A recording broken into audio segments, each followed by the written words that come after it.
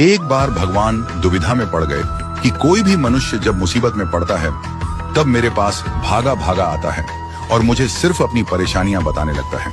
मेरे पास आकर कभी भी अपने सुख या संतुष्टि की बात नहीं करता, मुझसे कुछ न कुछ मांगता ही रहता है। अंततः भगवान ने इस समस्या के समाधान हेतु देवताओं की बैठक बुलाई और बोले, हे देवों, मैंने मनुष्य की रचना करके स्वयं ही कष्ट मोल ले लिया है। कोई ना कोई मनुष्य हर समय मुझसे शिकायत करता रहता है, जबकि मैं उसे उसके कर्मानुसार सब कुछ देता हूँ। फिर भी थोड़े से कष्ट में ही वह मेरे पास आ जाता है, जिससे न तो मैं शांति से रह पाता हूँ, न ही अपने शाश्वत स्वरूप में ध्यान कर पाता हूँ।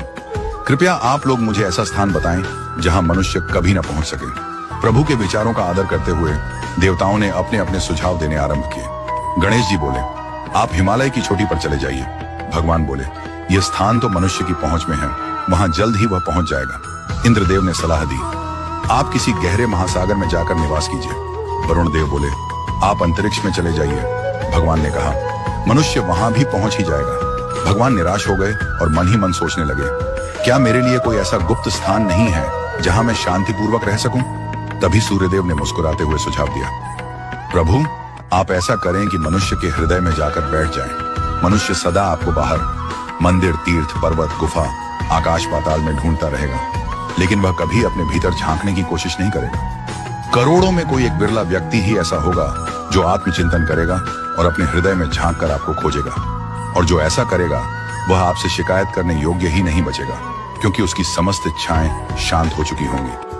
भगवान को सूर्यदेव की बात अत्यंत प्रिय लगी। उन्होंने उसी क्षण निर्णय लिया और तब से वे मनुष्य के हृदय में निवास करने लगे।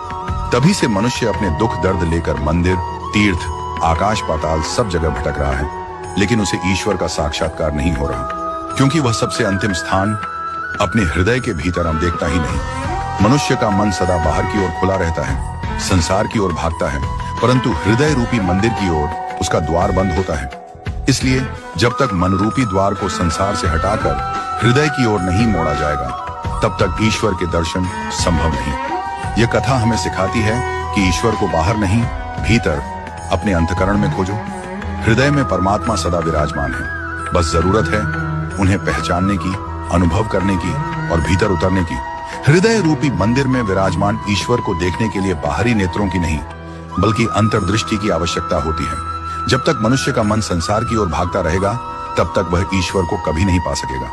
जैसे किसी गहरे कुएं में देखने के लिए ऊपर की चमक से ध्यान हटाना पड़ता है, वैसे ही ईश्वर को पाने के लिए मन को संसार से हटाकर अंतर्मन में डुबाना होगा। सच्ची शांति, सच्चा सुख और सच्चा ईश्वर बाहर नहीं, भीतर है। इसलिए यदि ईश्वर को पाना है तो मंदिरों की घंटियों से ज्यादा जरूरी है आत्मा की पुकार। और वह पुकार तभी उठेगी जब मन शांत होगा।